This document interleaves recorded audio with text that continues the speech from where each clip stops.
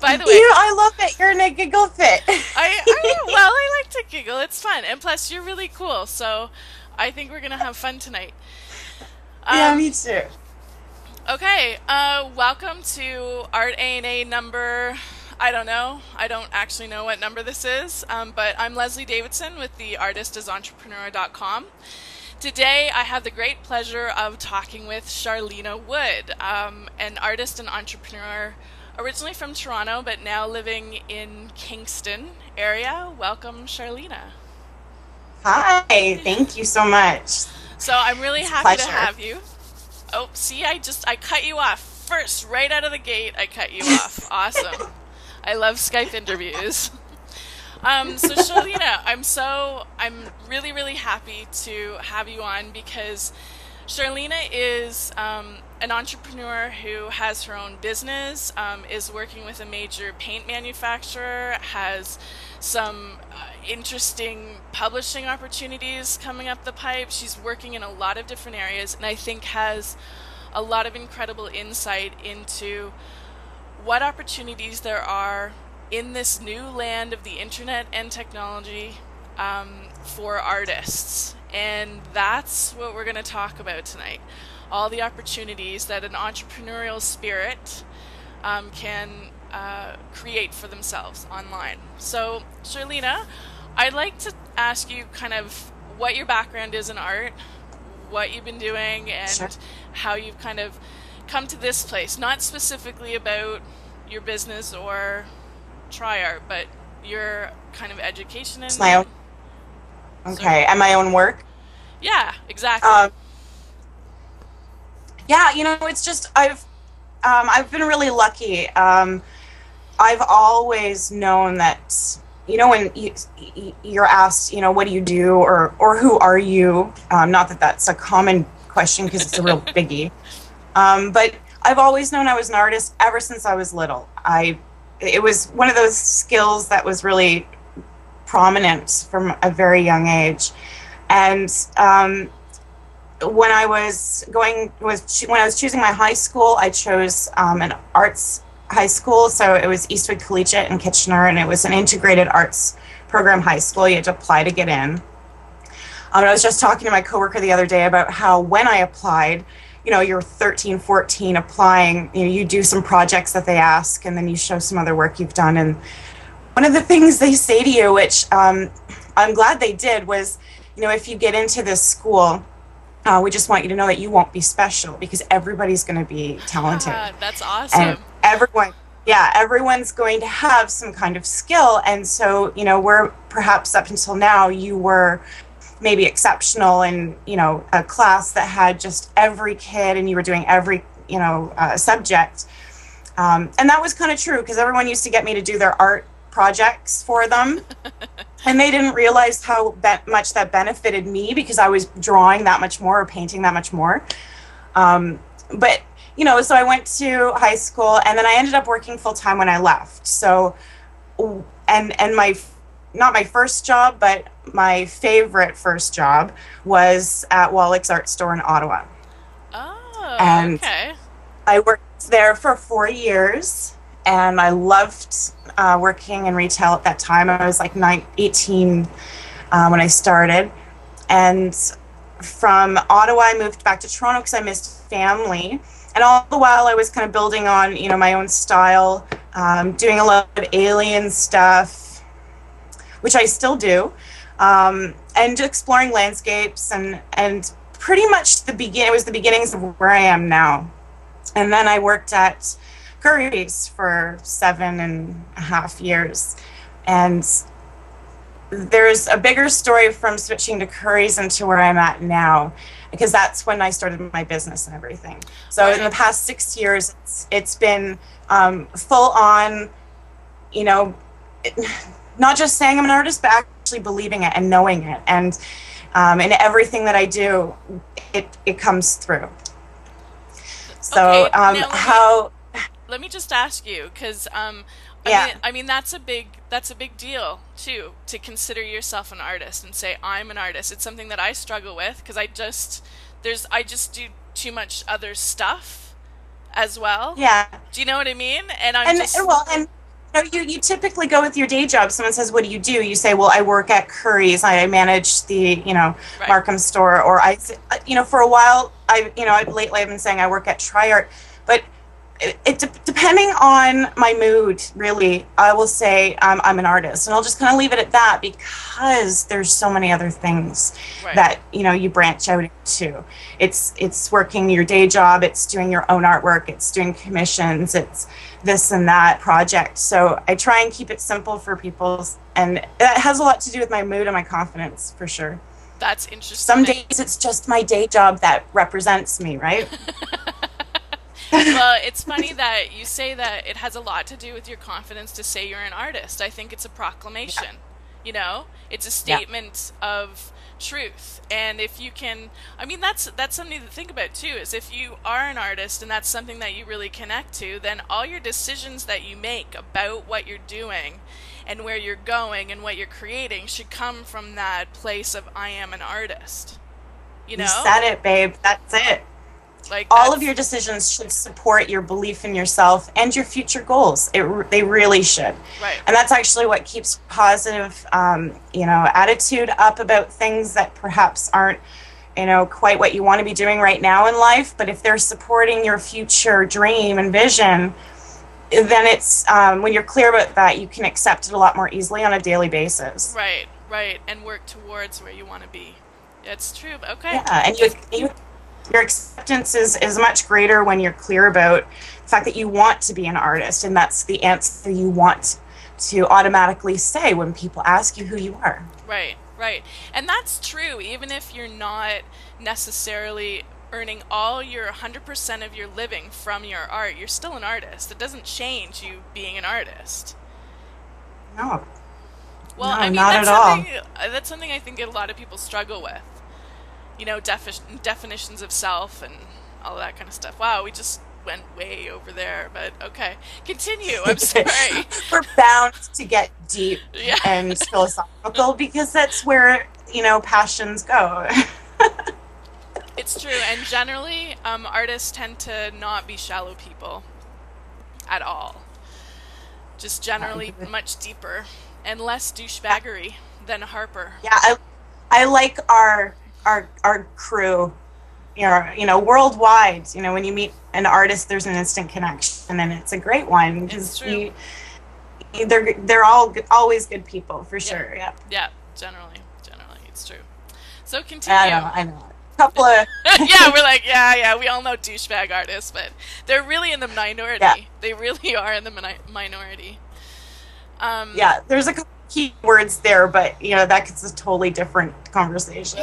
Yeah, it's true, and it's actually not the kind of vibe I want to bring to our interview, because you're so positive and have so much to offer that maybe we'll steer clear of the douchebags right now. Deal.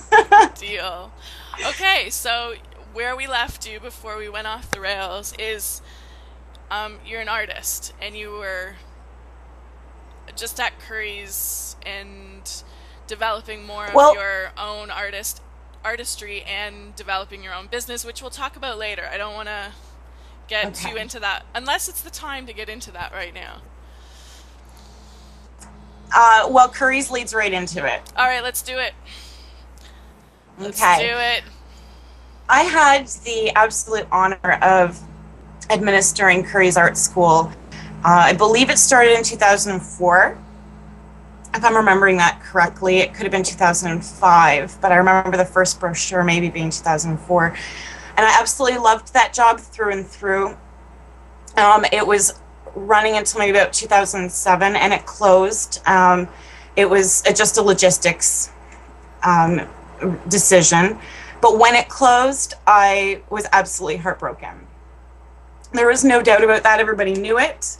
I wear my heart on my sleeve, so it was something I couldn't hide at all. But I met the most amazing people during that time. The artists that came and registered for those courses, the teachers that taught there. That job changed my life. Wow. It's what has given me now, I still am in touch with and in love with many people that I met during that time. They're so supportive. And that's how my business started, is when I was kind of finishing, the closing of this school, a couple of women said, let's go out for lunch. And just because, we won't see you on a regular basis anymore, let's stay in touch. So I started hanging out with these two amazing, beautiful women, Catherine Wilson and Lydia Palenko. And we'd get together like every Tuesday, and we would just brainstorm. And both of them are pretty established in their careers. Lydia used to be a journalist for art shows and whatnot. Like, this was something she did in like the maybe a couple of years before I met her, so she wasn't doing it at the time, but she was a writer, and she would go, like, her job was awesome. She would go to art shows and she would write about them. And Catherine was just a full-time artist, and she said, let's create a job that you can do that supports you financially and also gives you the opportunity to be your best, be yourself, and kind of give the world, a little bit of your gifts, right? So we came up with this idea of entertaining through art, because at the time Catherine's husband was an auctioneer, and he did a lot of fundraisers. So Catherine knew that in the industry, and especially in the entertainment industry, for events like that, big events, there was music. You can hire a DJ. There's dancers. You can hire in singers, or burlesque, Cirque du Soleil, whatever type stuff. There was nothing art related really. Or you'd get like painters who would do live painting and you watch them, which is awesome in itself. But then we came up with this interactive, like getting people to take that plunge, even if it's just one little mark, and really feeling that liberty that artists feel when you have this blank canvas. Mind you, I don't go with blank canvas, but it was this amazing idea, and really it took months to cultivate and finance and get off the ground and create that first event, and make sure that it was all going to go off without a hitch, and it did. And that was in 2007. And so 2 weeks ago, I just did my 26th event. Wow. For a law firm, a Toronto law firm, and they flew me out to Vancouver to entertain for their Vancouver office launch. That's so awesome. It's so so it's become quite, it's like VIP, it's baby. Exactly what I envisioned. That's really amazing. Like I was gonna say, it's become what I always wanted it to be, or vision, but actually it's become more. It's surpassed what I was even capable of imagining. So, and I've just really gone with the flow. And what I've learned about networking and marketing is that word of mouth is the most important thing. Yeah. Because every event I've got under my belt has been through the last event, someone who's loved it and recommended it. Yeah. And so no amount of media kits, and I'm all about social media. That's what I do for TriArt, but nothing came close to just that simple recommendation from someone who got to witness what I do, Yeah. and left an impression on them. Yeah, for sure. And I know this is a stupid analogy or example, but ever since I own my house, when I need to get work done on it, what am I going to do? Use someone that I love and adore and trust, use their suggestion for work on my house, or pick a stranger out of the phone book? Like, do you know what I mean? There's no Totally. way. Like, it's night and day. And That's especially a good example. Yeah, well, and especially with you, because you're so, like, wow, like, you're really just a different personality to be around, right? Like, you have a very quirky specialness that I think a lot of people are attracted to. So who wouldn't want you at their event? You know, it's a no-brainer. But could you? I definitely am better live. Some people are good over the phone. Some people are good, in email writing. I am much more myself live, and I feel a lot more comfortable that way. Right, especially when you've got a brush and in without your hand regret, too. Could you give me a walkthrough of what the event, what a typical event at Shared Palette is like? Because I went through the gallery and you've got a lot of slideshows and video and stuff, so it's really kind of clear what happens. So if you're interested too, check out sharedpalette.ca. Is that correct? That's right. Yeah, sharedpalette.ca. Yes, That's Sharlena's website for the Shared Palette interactive entertainment. Walk us through a typical Shared Palette event. Well, first of all, I'll just explain that there's a couple of different kinds of events that I do, or that I've come to book, is fundraisers, corporate events, and then private events. A private event can be anything from a baby shower to a birthday party, or I've done weddings before, but I don't do them anymore because even though the concept seems to work really well with it, it doesn't actually pan out the same way as it should in theory. But my favorite events are fundraisers and corporate. And they're very similar types of events. It's kind of like a big party, really. Usually around 300 people. There's always a theme for the night, and I customize that for them to incorporate the painting to reflect that. So I'll just use the last one as an example. It was an office launch, and this law firm was opening up a new office because they have a lot of mining clients in Vancouver. So the painting that we did, the most recent one in the album on the website, is to represent or symbolize the miners. I was listening to Rita McNeil's The Working Men to try and, get some inspiration. And from that song, I came up with these headlights, like from their hats, right? So the lamps. Yeah. So there's all these lamps, and that's, the main part of the piece. And then there's the BC landscape and mountains. And they wanted the Britannia Mining Museum in there. So I incorporated all of that. I don't do figures in Shared Palette paintings because even for an experienced artist, a figure is very intimidating.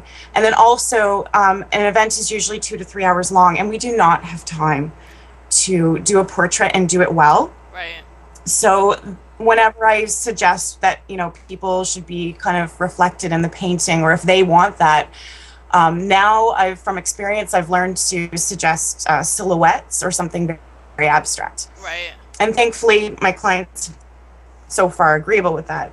So, I went and I set up the, I call it like a mini studio at the party. So I walk into this most amazing restaurant. There's Coast Restaurant in Vancouver.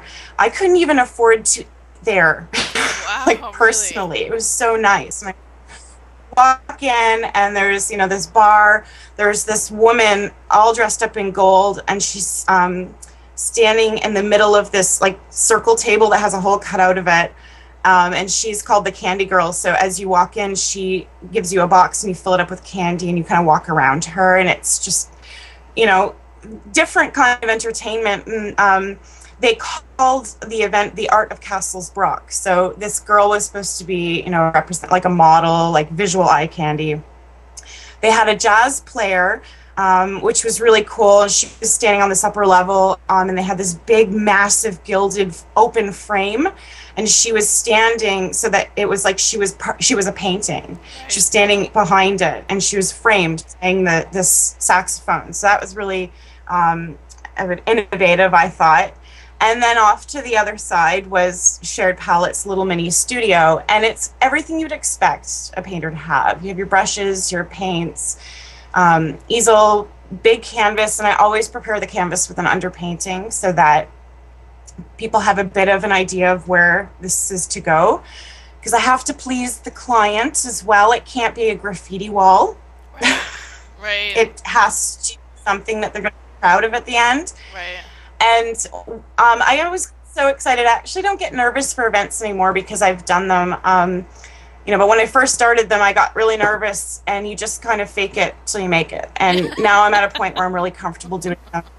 So, and I always ask if I can drink. And so I have my glass of wine, and people start coming in, and it's instantly, hey, do you want to paint with me? Contribute to this painting so that at the end of the night, everyone here had a part in it. And it's going to be very special and absolutely unforgettable. And the more events I do, the more I've, like, in the first couple of events I did, or it depends on the event, actually. Some people are like, no, thanks, I'll just watch or whatnot. But that last event, everybody painted. Not one person hesitated.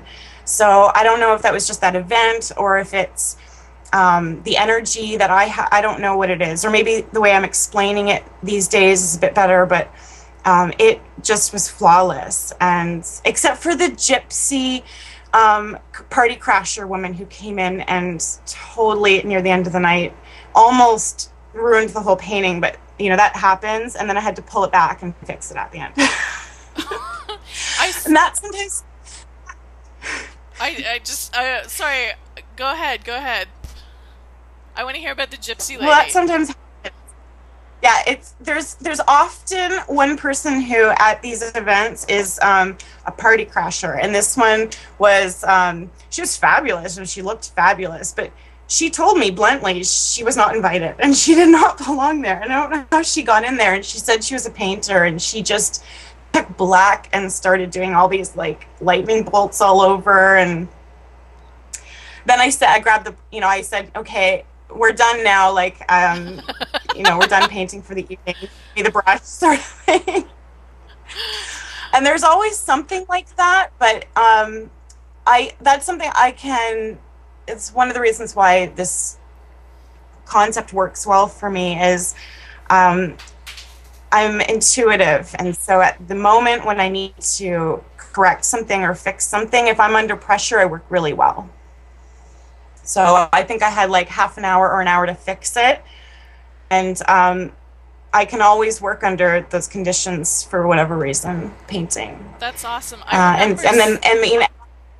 No, go ahead. See, I'm cutting you off. Yeah, sorry. No, go ahead. No, I was going to say I saw that painting. That was, I think, out of all of them, that one was beautiful. I really, really loved that because the headlights, it was a group. That was the one where they were all in a group, right? And they were silhouetted with their headlights in like a haze. That was gorgeous. I love that. And to be honest, I looked at that and went, bullshit. There's no way that 300 non-artists painted that. There's no way. So I'm like, it's so true. Right? Right? I'm like, fuck off. There's no way. Give me a break. The other piece it looked amazing. That is kind of unbelievable. Yeah, and the other piece that's kind of unbelievable, and it's true that about 150 people contributed to it, is the only interactive drawing that I've done with shared palette. I'd love to do more, but it's a bit of a harder sell because it's not color. And so I love to draw probably more than I love to paint. And for Toronto Wildlife Centre, which was my very first event, and I always donated, the shared palette to their gala, their yearly gala. And the third event that I did was I took a photo of a blue heron that they saved, and we drew that with charcoal. And I taught, so it's almost like a little art class too. So I taught people that came up and wanted to participate how to make a mark with a charcoal pencil, how to smudge it out with a brush, using an eraser, pulling out little highlights. And that piece auctioned off for the most I've ever seen a piece go for. That was $1,500 at auction. Wow. and the money goes to the charity, right? So I was really proud of that one Right. because it was gorgeous, and you wouldn't know that that many people contributed, but um, this company's proved that it's not always a mess. Actually, rarely it is. The only time it doesn't work out is when people don't contribute. Right. Right. It doesn't work if people don't participate. But when they do, it's always amazing, and every single time I'm amazed myself. So I Well, don't know. That keeps me going. I'm always inspired by it. I think too that you should take a lot of kudos and responsibility for setting it up in a way that speaks to your client and to the people who are attending the event so they're more motivated to participate, but also setting it up on the Yeah. canvas so that people aren't lost. Like they have a direction. It's way easier to make a mark and to participate when you're guided and it's not just a blank canvas. Like that would be such a nightmare for most non-artists. What the hell? No, And I'm not even gonna. yeah, and there are like events who have done that, and they don't generally have an artist lead it or anything. They just have a canvas and they say, here's that, and it is more of a graffiti wall, and that's a totally different thing. But just to lead into something that I think is really important for entrepreneurs is how I came to refine the process for Shared Palette was working till I slept, like working till midnight, working a full-time job and then going home and then working until I dropped for years. And I mean, I talk to a lot of younger artists, and that's one thing I always keep driving into them is you have to work your ass off now. Yep. To make anything happen, you have to work hard, and opportunities will come, especially if you put yourself out there. But I look back and I remember Catherine, who helped me start this gig, and she was an amazing mentor. She told me about the 3 jobs she worked and the endless nights, and the 5 packs of smokes a night sort of exaggeration, right? Just constant drive. And now I get it. Yeah. Yeah. I But really do. And it's totally fucking worth it. yeah. Well, I mean, it's a process too. Like every night that you're working after work, you're working because you have the desire and the drive to do it. To be honest, if it was a chore, you'd have to take a step back and go, okay, like what's not working here? Because it's not a chore. You want to be doing that. You want to get home. You want to get you want to jump in and do all that. Like, I mean, it's work. It is work, but it's the funnest work that you can get.